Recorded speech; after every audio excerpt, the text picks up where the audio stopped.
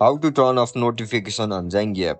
Are you guys facing issues to turn off notification on Zangi app? If that's so, then this video might help you out. Without further ado, let's get started. First of all, open Zangi app on your mobile device.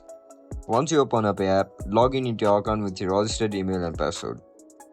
After you get logged in, now look at the right bottom of your screen where you can see the option for setting. Click on it.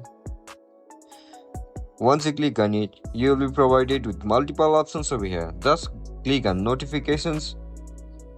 Once you click on it, now just toggle all the options.